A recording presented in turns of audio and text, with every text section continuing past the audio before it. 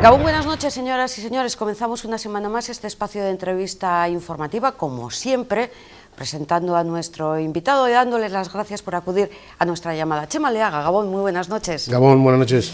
Lo he dejado en nombre y apellido porque ustedes ya le conocen alguna de sus facetas, como por ejemplo la de concejal en el Ayuntamiento de Bilbao hasta el año 2011, la de abogado, su labor profesional, pero hoy nos vamos a centrar en la faceta menos conocida de Chema Oleaga, que es la de la masonería, perteneciente a las logias Estela Matutina de Donostia, Tolerancia 16 de Bilbao y diputado gran maestro de la Logia Provincial de Castilla. Dicho eso, para los profanos en la materia, ¿qué significa? Bueno, diputado gran maestro no es más que el asistente, el que ayuda al gran maestro de la zona en la que se encuentran las logias, ¿no?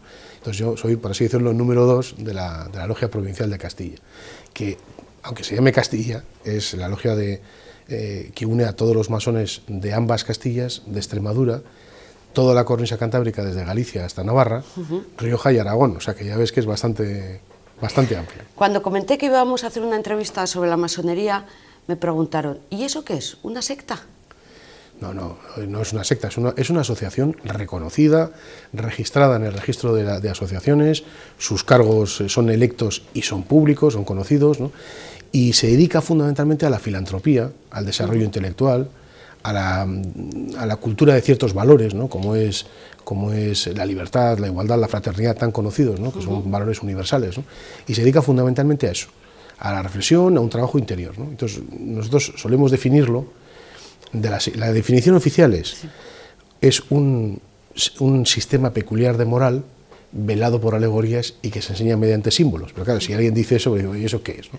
Pues simplemente se trata de reuniones en las que practicamos unos ritos antiquísimos que se practicaban en las sociedades, pues por ejemplo en los gremios medievales, el compañonage francés, todas esas instituciones que buscaban el libre pensamiento y discutir en libertad sin la presencia de ese poder que normalmente lo que tiende es a aniquilar cualquier libertad y cualquier desarrollo humano individual, ¿no? Comentábamos antes de compartir este espacio con nuestros espectadores que la masonería no es nada nueva, sino que tiene pues 300 años. La masonería moderna tal como la conocemos va a cumplir 300 años el 24 de junio del año que viene, del año 2017.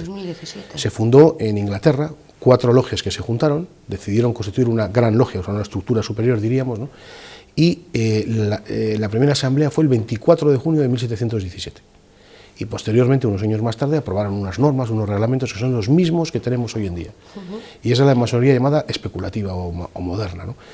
Evidentemente las raíces son anteriores, porque la masonería hunde sus raíces en los colegios romanos, en los gremios medievales, en todo ese tipo de asociaciones a las que empezó a ir integrándose personas que no eran estrictamente constructores de edificios singulares o de catedrales, sino personas que pues, pueden ser abogados, como es mi caso, o militares o otro tipo de gente, burgueses o librepensadores, y a partir de ahí es cuando la masonería deja de ser estrictamente operativa para ser además un elemento más simbólico, de estudio de valores, etc.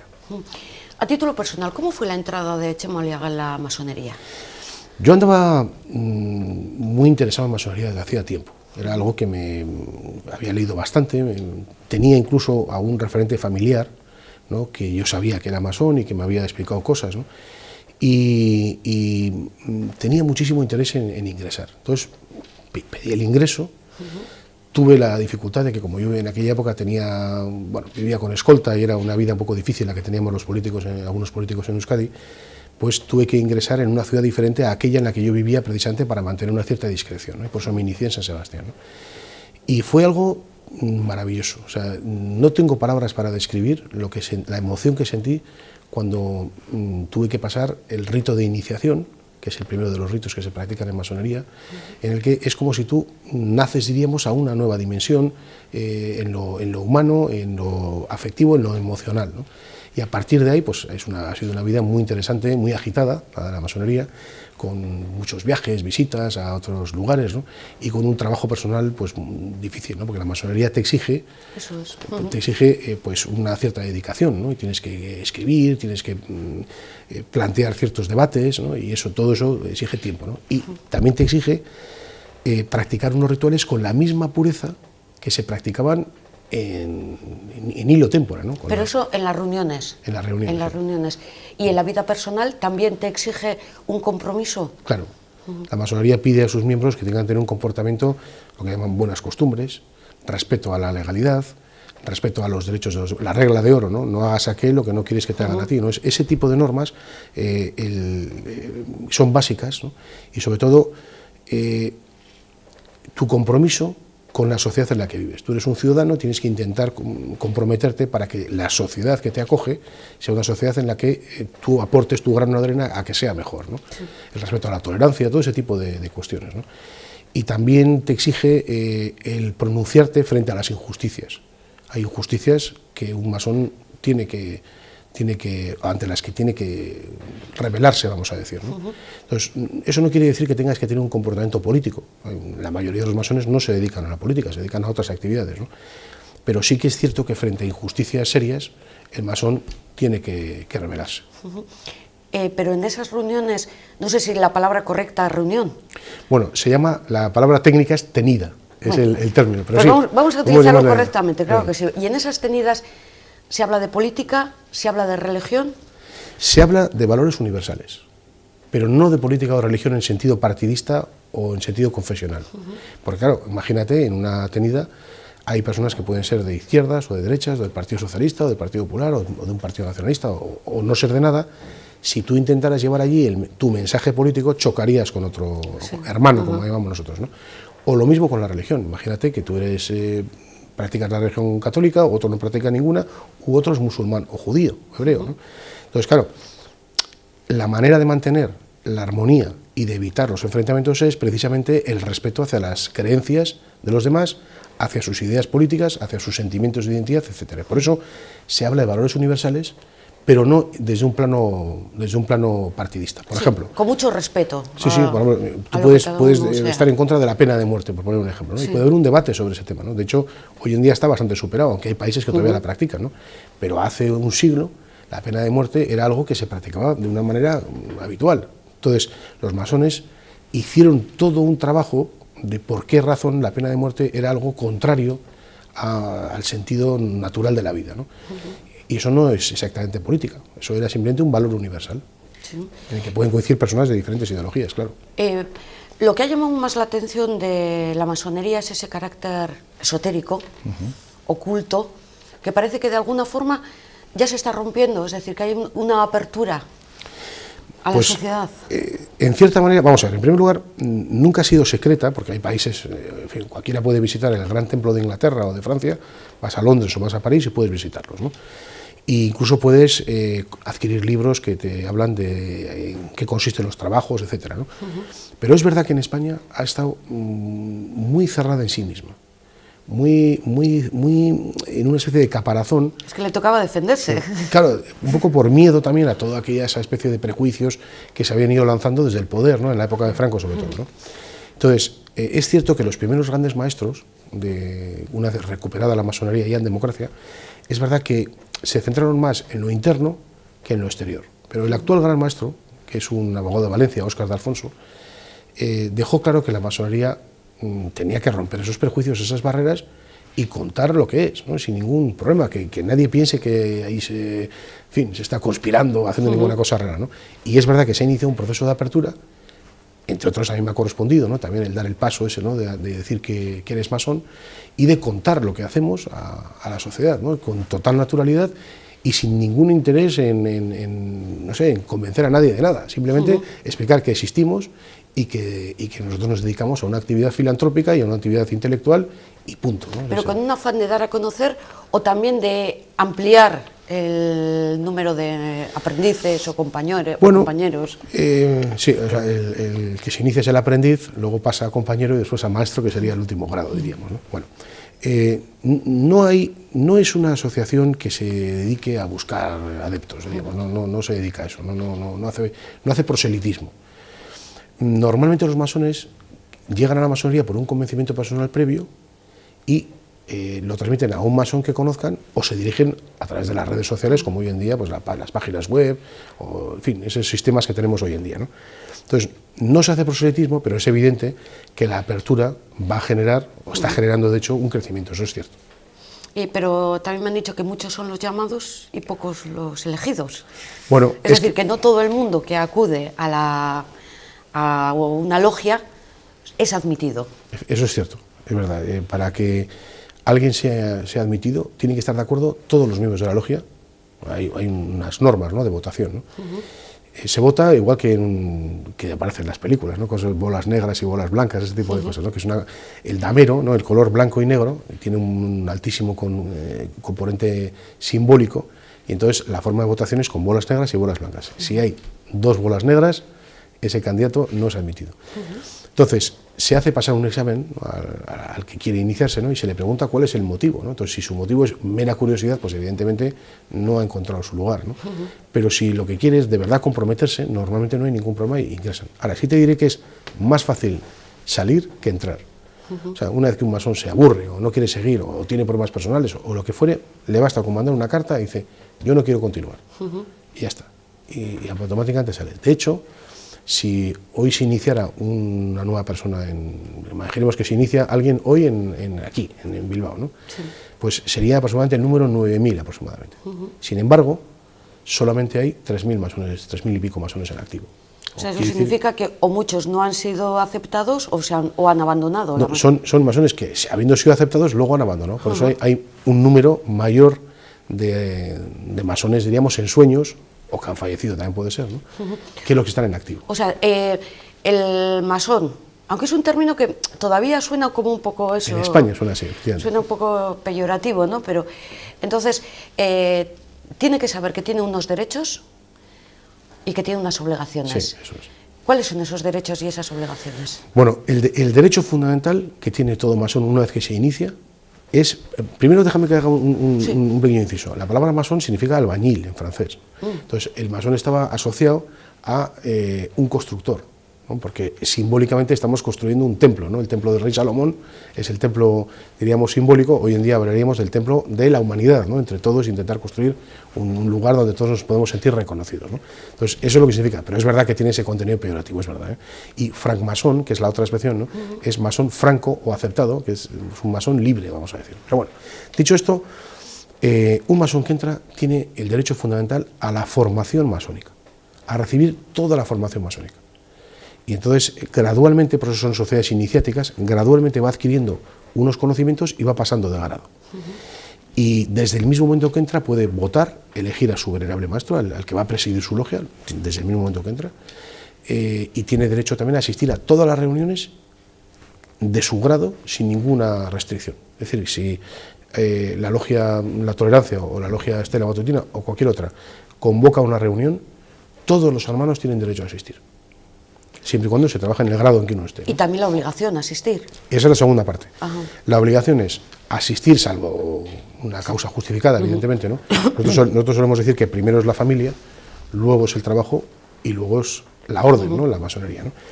Tienes la obligación de asistir, hay unas cuotas, ¿no?, económicas, como en todo, en fin, el bill metal, ¿no?, en todo eso se dan todas las asociaciones, y luego tienes también como obligación el preparar ciertos trabajos o ciertos...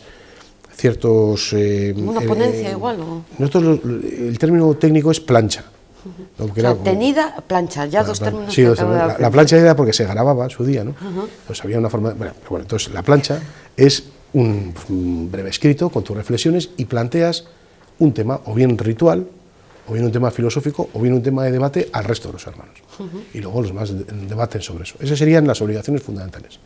Evidentemente, tienes que tener un compromiso de...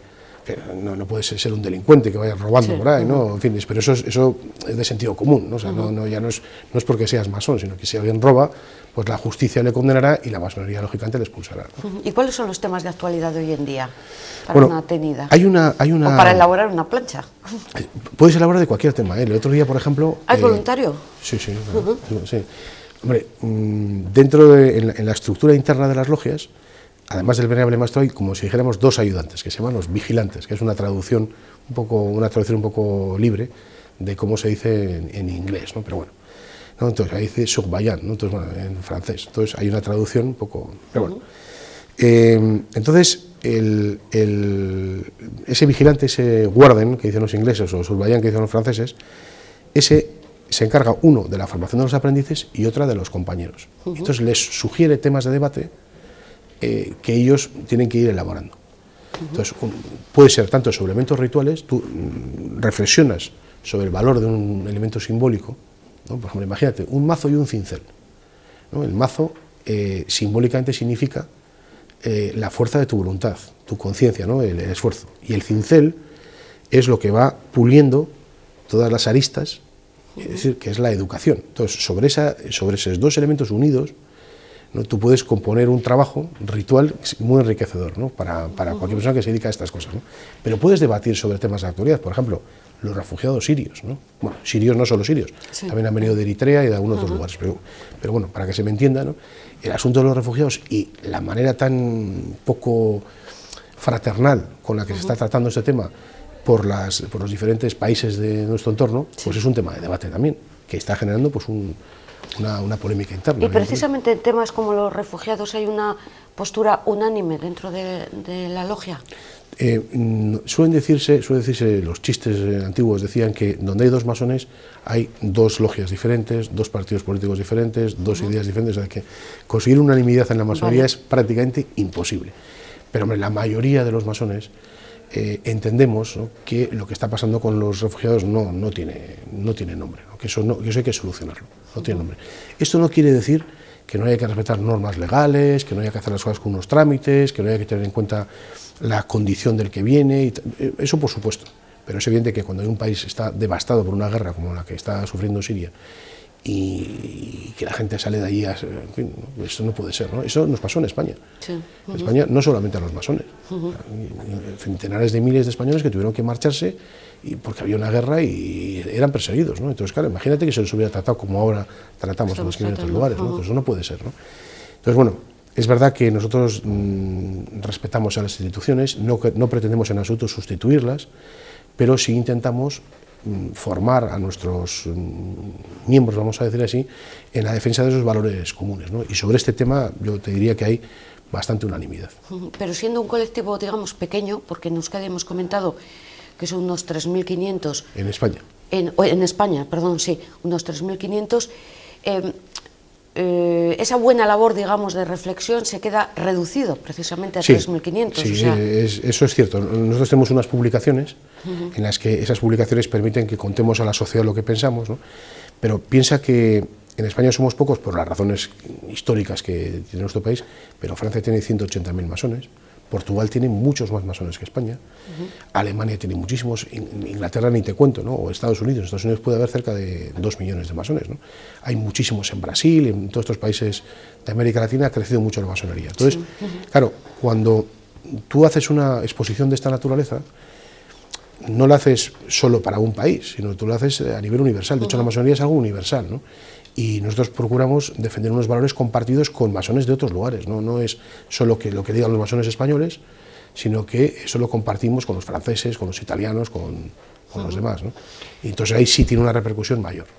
Habrá cuestiones que los espectadores o las espectadoras estarán esperando que pregunte, que es el tema del papel de la mujer en la masonería.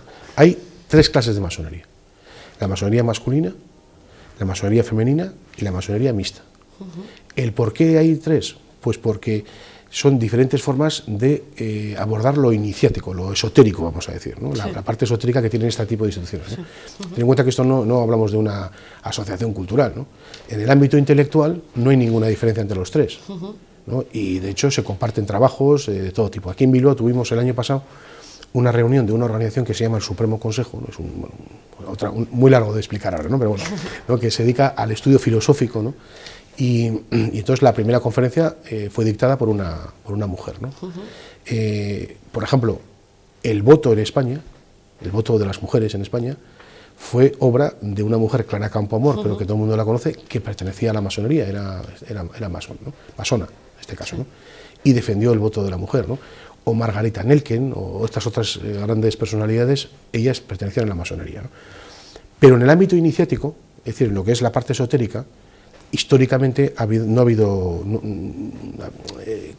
diríamos, los hombres y las mujeres han utilizado el sistema iniciático de una manera diferente. Y aunque es verdad que hay una masonería mixta, tengo que decirte que la masonería regular, que es masculina, es la inmensa mayoría. En Francia, por ejemplo, la Gran Logia Femenina tiene más miembros que todos los masones que hay en España, hay cerca de 10.000 mujeres, ¿no? Y la masonería mixta es algo más reducido en número.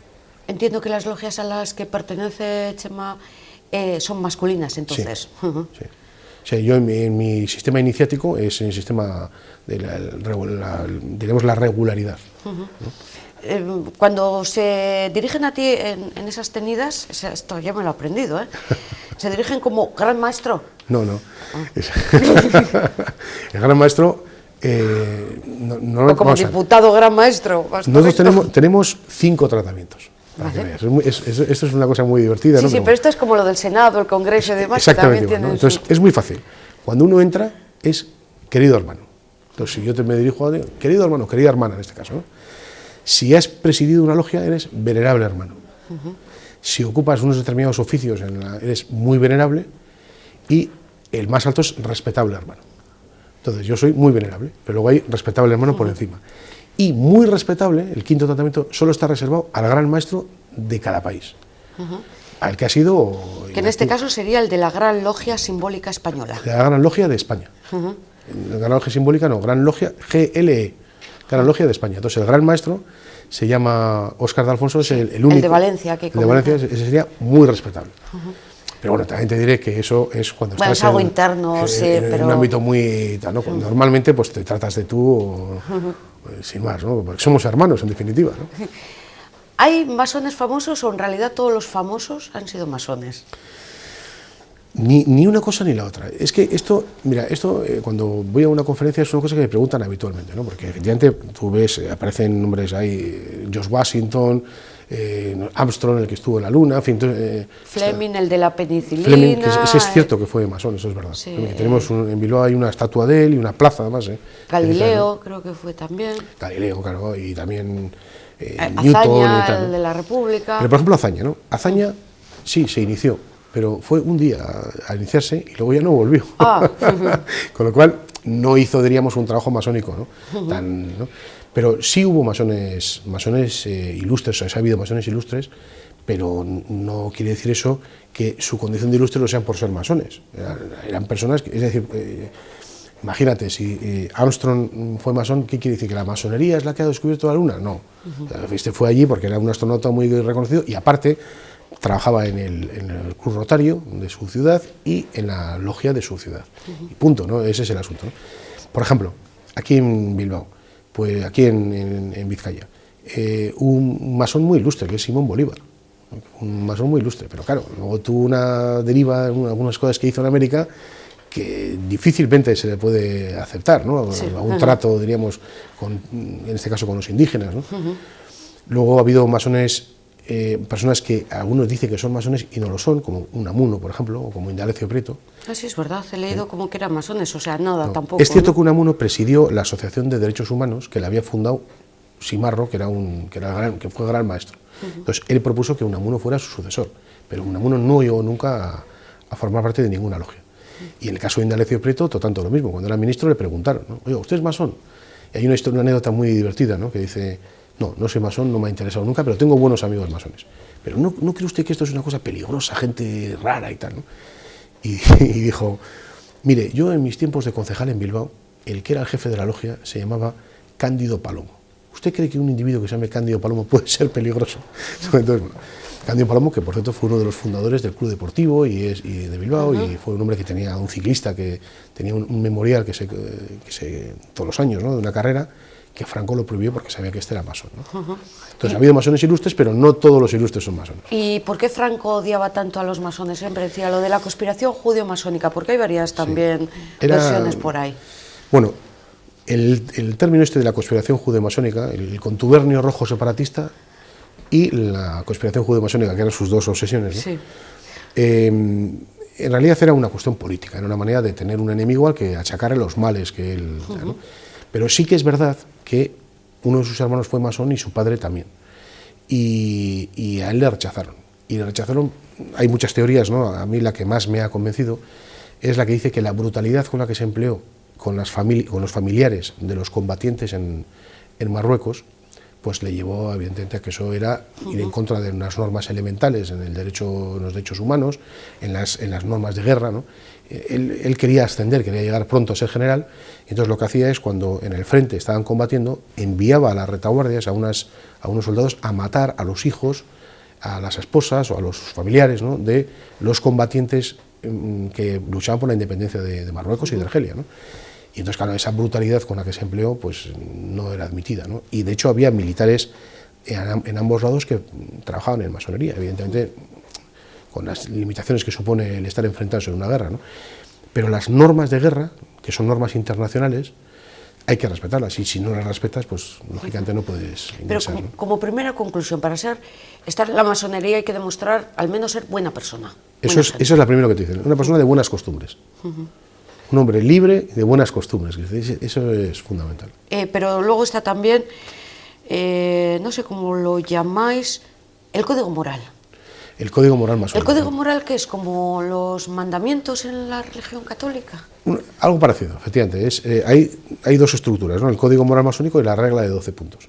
Entonces son las dos estructuras que acogen, diríamos, el pensamiento filosófico de la masonería. ¿Que son lo mismo? ¿Vienen recogidas en las dos partes lo mismo? ¿O? Se puede ir a la página de la Gran Logia de España, en documentos, aparecen las dos y uno puede leer y ver cuáles son los principios. Pero son principios muy normales, ¿no?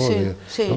Pero es verdad que hay uno que habla de la creencia en Dios, diríamos, ¿no?, en lo que nosotros llamamos el gran arquitecto del universo. Eso es. ¿No? Entonces, tú, en cualquier logia tú verás si entras en un templo masónico verás que pone A, L, G, D, ponen unas iniciales, ¿no?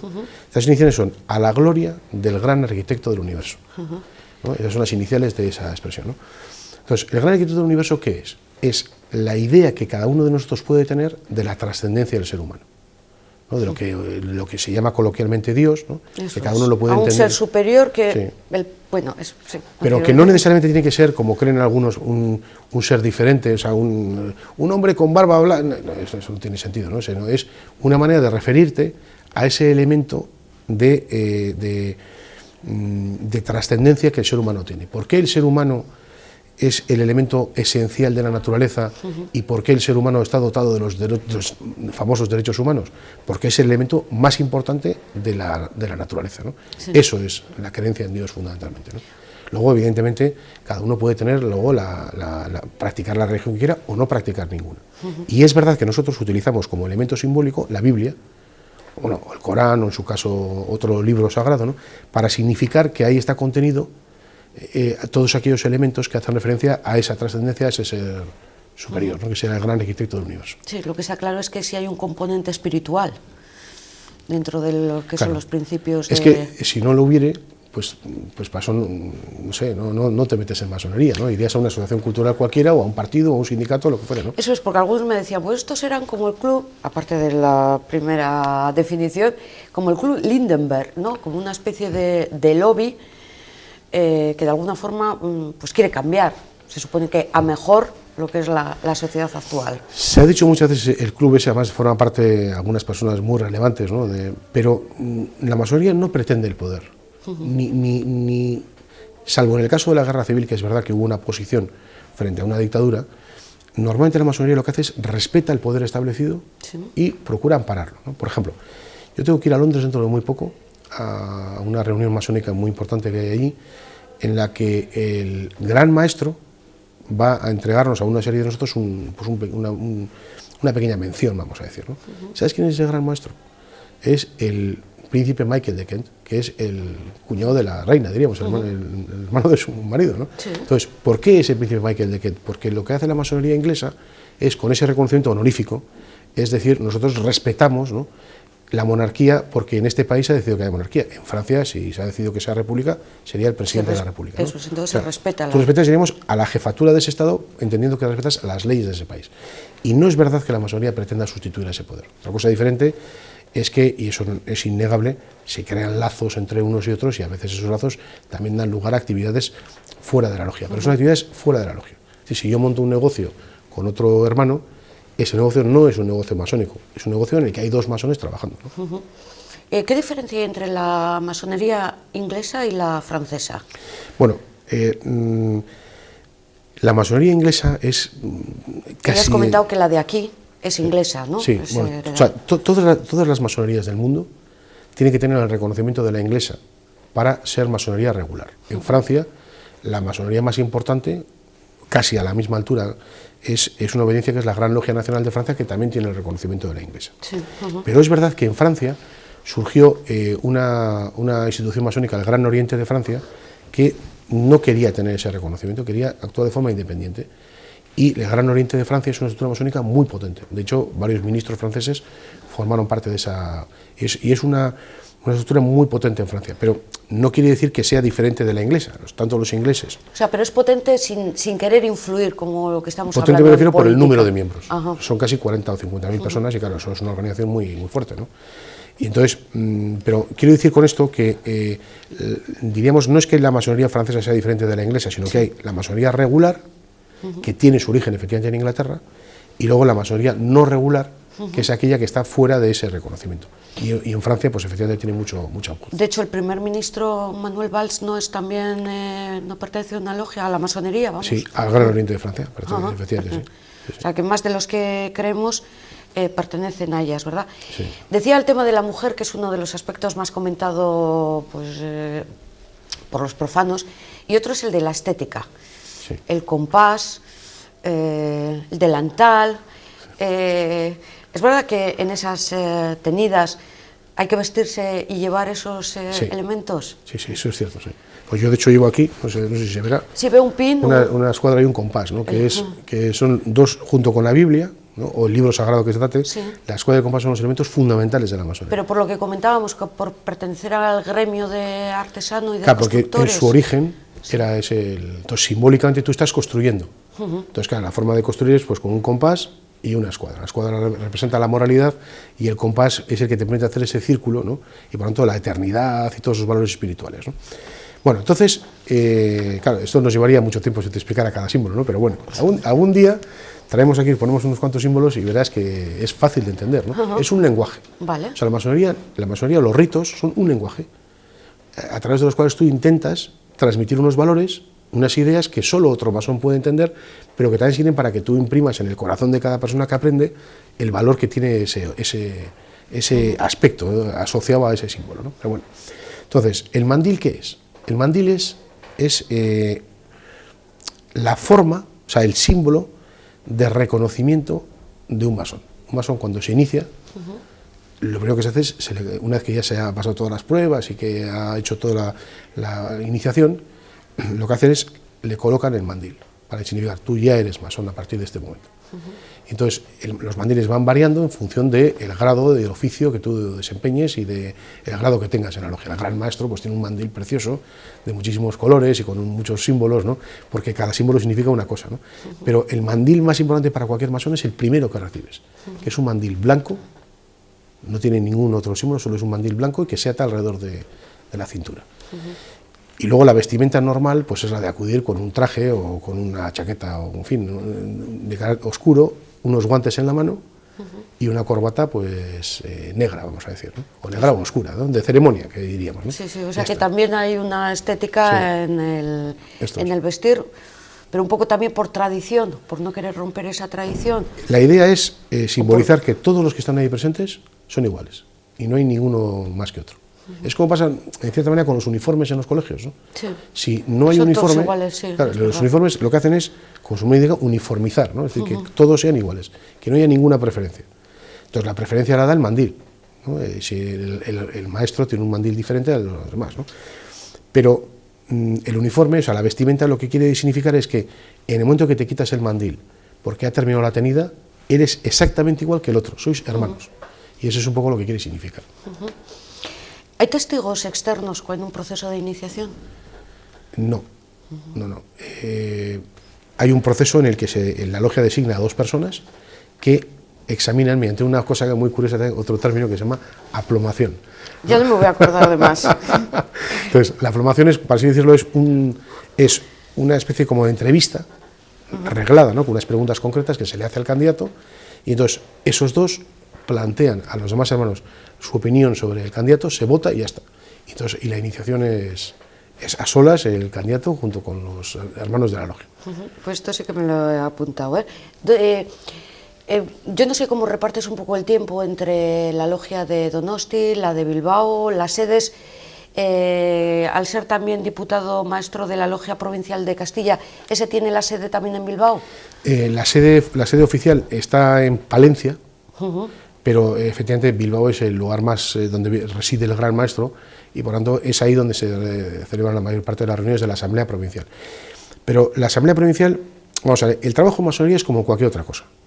Yo, al ser el segundo de a bordo, diríamos, ¿no?, del gran maestro, lo que me toca es visitar logias en Galicia, en Toledo, entonces claro, eso te quita tiempo. Sí. Eso te quita, la palabra quitar es relativa. Le das tiempo. Te ocupa, diríamos, sí, ¿no? Pero las obligaciones básicas de un masón es asistir a su logia una vez al mes, normalmente. Y hay masones que únicamente hacen eso y ya está. Claro, si te encargan, yo no he sido siempre diputado gran maestro, soy ahora, ¿no? Pero si tengo esa responsabilidad, diríamos, pues claro, eso te obliga a tener que hacer estas cosas, ¿no? Pero tu obligación como masón solamente es asistir a tu logia. Y entonces eso ya tengo, pues 1 o 2 reuniones al mes y punto, ¿no? Yo no sé si puedo preguntarlo como miembro de la masonería o en general, como opinión hacia todos los de la logia. ¿El mundo qué es? Pues eso es una pregunta muy difícil de responder, la verdad, ¿no? Porque nosotros decimos que la masonería se extiende universalmente, ¿no? Y que por lo tanto para un masón siempre es mediodía, porque en algún momento, en algún lugar del mundo siempre es de día y siempre está el sol, ¿no?, alumbrando, ¿no? Entonces tú te inicias en Bilbao, pero eres hermano de cualquier otro hermano, diríamos, ¿no?, o cualquier otra persona de cualquier logia en el mundo, y no hay ninguna diferencia entre uno y otro, ¿no? Entonces nosotros entendemos que el mundo es el espacio en el que tenemos que convivir los seres humanos, las diferentes personas que vivimos en la Tierra, y nuestro compromiso como masones es conseguir que ese mundo sea un espacio en el que haya igualdad, respeto a los derechos, tolerancia frente a las diferencias y las diversidades, y que nadie es más que otro. Básicamente esta es la idea fundamental de la masonería. De hecho, las instituciones universales, como puede ser las Naciones Unidas o como puede ser pues, la UNESCO, en fin, ¿no?, son entidades que los masones siempre han considerado como dotadas, diríamos, o sea, que no son meras organizaciones políticas o administrativas, sí, sino que tienen esa otra dimensión espiritual porque van consiguiendo mejorar la vida en el mundo, ¿no? Bueno, muy poquito a poco, ¿eh? Claro, eso. Pero mira, fíjate, sobre esto hay un debate ahora muy curioso, cuando lo que hablamos antes de los refugiados sirios, ¿no? Sí. Las instituciones comunes europeas son las que han intentado que se resuelva más o menos ese problema. Son los países individuales, los dirigentes de los países los que se niegan con excusas de todo tipo, ¿no? Pues no, que van a venir los musulmanes o qué hacemos con, ¿no? Es decir, que las instituciones comunes son las que están, diríamos, abogando por conseguir que se resuelva el problema, y son los particulares gobiernos los que se oponen. Pasa igual con ACNUR y todas estas asociaciones, son asociaciones internacionales que si ellas no existieran, fíjate lo que podría pasar, ¿no? Entonces, realmente no hemos conseguido avanzar tanto como queríamos, ¿no? Pero es verdad que sin esas instituciones universales, pues el mundo sería un caos, ¿no? Otra de estas preguntas profundas, ¿eh? ¿Y la muerte qué es para nosotros? Bueno, lo que te enseñan en masonería, esto sería para si fueras maestro. Ahí tratamos de este asunto. Pero bueno, hemos saltado de aprendiz entonces a compañero y ahora maestro. El aprendiz es el que aprende las costumbres, diríamos, ¿no? Ser una buena persona. El compañero, el que está trabajando como ciudadano, diríamos, ¿no?, que aprende las ciencias, las artes liberales, ¿no?, la lógica, la retórica, la matemática y tal, ¿no? Y el maestro, ¿qué es? Pues esa pregunta es, la verdad es que tú, que eres una persona con mucha experiencia, porque aquí recibes a muchísima gente y tienes mucha información, pues y de todos aprendo. Y de todos aprendo eso, ¿no? El masón que llega a maestro lo que aprende es el sentido de la vida, que es comprender que la muerte es parte de la vida. Es así. Y por lo tanto, el trabajo del maestro está basado precisamente sobre esa misma cuestión. La muerte no es el fin. Si nosotros consideramos que el ser humano es trascendente, quiere decir que no acaba el camino ahí, ¿no?, sino que eso pues tiene una continuidad que no sabemos cuál es, claro, ¿no? O sea, nosotros decimos entre nosotros que cuando falleces, vas al oriente eterno, ¿no?, que es una expresión muy curiosa, ¿no?, porque las logias están, como cualquier templo, orientado de occidente a oriente. Sí. Entonces el Oriente Eterno es el lugar en el que se encuentra la sabiduría, el conocimiento, etcétera, ¿no? Entonces eres parte de eso. O sea, los científicos ¿qué dicen? Que la energía no desaparece, sino simplemente se transforma, ¿no? Pues esto es una idea semejante a esa. O sea que partís de una base de que no hay que temer a la muerte. Eso es, tienes que prepararte para entender el sentido de la vida, y no puedes entender la vida sin entender la muerte. Es un elemento esencial, sustancial. Y yo tengo que decirte que cuando fui elevado, como decimos nosotros, a maestro, me quedé impresionado. La forma de hacer la ceremonia es una manera de transmitir y de que quede grabado, quede bien impreso en tu corazón ese concepto, y fue algo impresionante. Vuelvo un poquito a ese código moral, porque está saliendo el tema de los refugiados, y de ese código moral he leído que hay que respetar, o que, bueno, uno de los principios es el respeto a los extranjeros y a los viajeros. O sea, sí, ya a priori, pues la postura de la masonería sobre los refugiados queda claro ahí. Claro. Ten en cuenta que el viajar era una actividad consustancial a la construcción. Tú construías aquí y mañana te llaman para que fueras a otro sitio, entonces tú tenías que viajar. Entonces, el garantizar que tú pudieras viajar con tranquilidad y que fueras acogido ahí donde llegases era un principio básico, ¿no? Fíjate, hay un Mozart, que fue masón. Él, cuando era compañero, convenció a su padre para que se iniciara en masonería y pasó luego al grado de compañero. Entonces, con motivo del pase del padre de Mozart a compañero, compuso una de sus muchísimas composiciones musicales, ¿no? Una de las más famosas, que se llama El viaje del compañero. Entonces, el viaje del compañero es la esencia de la masonería, el viajar, el visitar a otros y, lógicamente, que te acojan. Entonces, lo que hablamos de los refugiados, pues es así, o sea, porque tú puedes huir de tu lugar de origen por mil causas, ¿no? Sí. Puede ser por causas económicas, o puede ser por persecuciones políticas o religiosas, o en fin, ¿no? Es que, como lo que estábamos comentando, en Internet está a disposición de cualquier interesado en conocer algo más de la masonería, pues esto que estamos comentando del código moral, sí, un poco de los principios, y cómo pues hay un poco esa apertura, ¿no? Sí, sí. ¿Es verdad que San Juan es el patrón de los masones? Bueno, eso es... El 24 de junio de 1717 se funda, diríamos, se hace la primera asamblea. Claro, ten en cuenta que en 1700 y pico, 1717, tú no podías hacer ninguna cosa pública si no tenías, en fin, una cierta dispensa de las autoridades, ¿no? Sí. Y para eso tenías que utilizar elementos simbólicos asociados al cristianismo. Y entonces, como fue la primera reunión el 24 de junio, que es San Juan, es por eso que se dice que San Juan es el patrón. Pero es verdad que esto también tiene un elemento simbólico que probablemente se sepa poco, ¿no? San Juan representa al hombre, o sea, al ser humano, ¿no? Es una de las cuatro grandes, el tetramorfos que llaman los cristianos, lo utiliza la masonería de antes. Y son cuatro elementos simbólicos, ¿no? El buey, que sería la paciencia, ¿no? El león, que es la fuerza, el poder, ¿no? Que está asociado a las instituciones que tienen el poder. El águila, que es el mensajero, el que transmite los mensajes, por lo tanto, la conexión con el gran arquitecto del universo. Y luego está el ser humano, ¿no? Que ese es San Juan, diríamos, ¿no? En el ámbito cristiano. Entonces, es una simbología que utilizan los cristianos, pero que utiliza la masonería desde mucho tiempo antes también. Pero que seguramente se creó también la masonería ese 24 de junio, también por el tema del solsticio. Claro, sí, sí. De hecho, nosotros me ha costado entenderlo, sí, pero al final he llegado a esa conclusión. Claro, nosotros de hecho celebramos, o sea, nosotros lo que decimos es que celebramos el solsticio de verano o el solsticio de invierno, que ya se celebraron antiguamente, ¿no? Y coincide que la Iglesia lo que ha hecho es dotar a esos dos días de sendos Juanes, ¿no? San Juan Evangelista y San Juan Bautista, ¿no? Pero en realidad es el solsticio, que son elementos, o sea, son ciclos naturales, ¿no? Sí. Entonces llega un momento en el que es el día más largo o la noche más larga, ¿no? Y entonces esas dos cuestiones se han celebrado históricamente, ¿no? Por ejemplo, los romanos, el solsticio de invierno le llaman el día del sol invicto, sol invictus, ¿no? Y era, entonces, hoy en día pues, es San Juan Evangelista, sí. Bautista.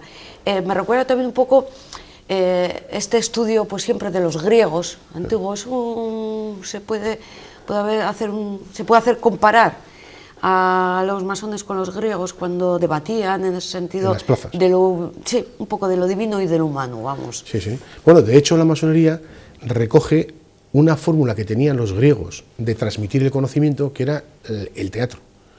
Entonces, el ritual es una forma de teatro. Si tú vas, los autos sacramentales que se hacían en España en la época medieval, era una manera que tenía de transmitir valores asociados a lo religioso. Pero cuando tú quieres transmitir valores asociados a lo moral o a lo humano, diríamos, no utilizas los autos sacramentales, utilizarías un tipo de teatros o de rito, que es el de la masonería. Con esa estética que es la que hemos comentado. Eso es. Ya un poquito para terminar, te preguntaba un poco los derechos y las obligaciones, y ya también volviendo al título más personal, carácter más personal, ¿qué aportas a la masonería, a las logias en las que estás? Y luego, por otra parte, ellos, esa logia, ¿qué te aporta a ti? Yo soy de los que piensa que he recibido más de lo que yo he dado. O sea, independientemente de que yo tengo un compromiso y viajo y procuro enseñar a los aprendices y escribo y publico cosas, ¿no? Independientemente de eso, yo he recibido más de lo que he dado. Y la verdad es que tengo que decirte que de todas las cosas que he hecho en la vida, probablemente con la única excepción de mi hija, la masonería es lo que más me ha enriquecido y más me ha aportado. En todos los sentidos, en el plano intelectual, pero también en el plano moral, en el plano del conocimiento. Es una forma, para mí es una forma de vida. Y es una manera en la que tú vas conociendo facetas de ti mismo y facetas de los demás que no conocerías si no es a través del método masónico. La política, tu pertenencia a partido político o tu labor profesional como abogado no ha sido impedimento que te ha hecho en una balanza poner, sopesar la masonería frente al otro. Me preguntaron una vez en una conferencia a ver si en alguna ocasión, sobre todo cuando estaba en política, había tenido que hacer alguna cosa contraria a lo que decía la masonería, ¿no? Entonces, yo no tuve nunca contradicción. Es verdad que, como la masonería tiene hay ciertos prejuicios asociados a la masonería, yo tuve la precaución de, cuando me iba a presentar como candidato a alcalde en Bilbao en el 2007, contar al responsable del partido, pues contarle, oye, mira, yo no tuve ningún problema, le pareció fantástico y me dijo, oye, adelante con tu... No he tenido nunca ninguna contradicción. Y no creo que la tenga que haber, porque tú tienes que ser capaz de separar los planos y tienes que saber adaptar tus creencias, tus valores a la actividad que desarrollas. Evidentemente, yo cuando soy abogado, si tengo que defender a un cliente, voy a defender al cliente sus intereses. Pero yo estoy contribuyendo, conjuntamente con el juez o con el fiscal, contribuyendo a que la justicia se desarrolle, ¿no?, en nuestro país. Porque imagínate una justicia en la que un ciudadano no tuviese derecho a un abogado, ¿no? Pues sería una justicia, como se decía, amputada en uno de sus lados, ¿no? Entonces yo en ese sentido no he tenido nunca ninguna contradicción. Ya, pero estaba con mucha maldad, estaba pensando, y si te toca defender a alguien que ya sabes que es culpable, pero esa moral personal que te dice. Porque precisamente nuestro sistema dice que ni tú ni yo podemos decidir quién es culpable, que solo puede decir un juez, o en su caso un jurado. Hasta que eso ocurra, es inocente. Y no puede ser de otra manera, porque si entonces seríamos jueces, y no podemos ser. Y de hecho, ha ocurrido más de una vez. Fíjate, aquel caso famoso de aquella niña Baninkoff, creo que se llamaba.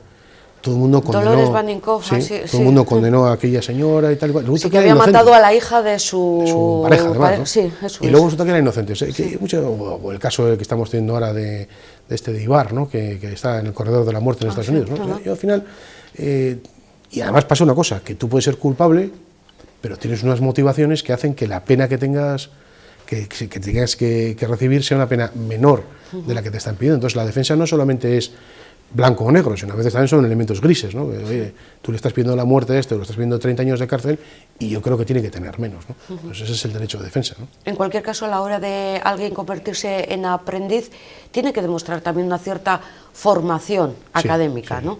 Sí, no exactamente académica, porque hay personas que no tienen estudios superiores en masonería, por supuesto, ¿no? Pero sí que es cierto que tiene que tener una cierta formación y un cierto interés por los elementos simbólicos, ¿no?, por el esoterismo, casi, ¿no? Tiene, o sea, si es una persona que lo único que le interesa es, o tiene una mera curiosidad, como si fuera a ver una película, pues no ingresaría. Claro, pero eso se le va a notar enseguida, Eso se nota enseguida, sí. Si tú cuando haces una entrevista a una persona, sabes si va bien, si de verdad le interesa, o vaya a ver qué pasa. Eso lo sabes rápidamente.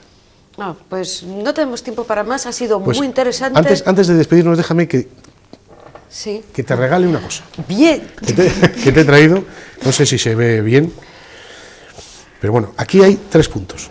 ¿No? Entonces, esta piedra, déjame que te explique en primer lugar, la Catedral de Santa María en Vitoria se hizo con piedras de una cantera. Cuando posteriormente hubo que rehabilitarla no se pudo utilizar la piedra original, y entonces un cantero vasco que tenía unos cuantos bloques de piedra, pues se lo quedó con ellos, nos enteramos, y le hemos ido pidiendo a ese cantero vasco, por lo tanto esta piedra es vasca, vamos a decir así, ¿no? Le hemos pedido que nos haga ciertas cosas, ¿no? Sí. Y esta que te traigo es un elemento fundamental, es un cubo en el que parece que es perfecto todo, todavía no, porque esta parte de aquí está sin terminar de trabajar, con lo cual todavía quiere decir que tienes trabajo que hacer para ser perfecta, todavía no lo es del todo, porque te falta un poco, ¿no? Y verás que... o sea, porque nosotros trabajamos para hacer cubos perfectos, ¿no? Que eso es lo que la humanidad, ¿no? Trabaja sobre ti mismo, ¿no? Y ves que tiene 3 puntos, ¿no? Estos 3 puntos reflejan el triángulo, sí. que es, el triángulo es la forma que los masones utilizan para referirse a aquello que está en el plano elevado. En el plano que no es el plano terrenal, sino el plano elevado, ¿no? No son los masones, esto es una representación que viene ya de la época de los egipcios, ¿no?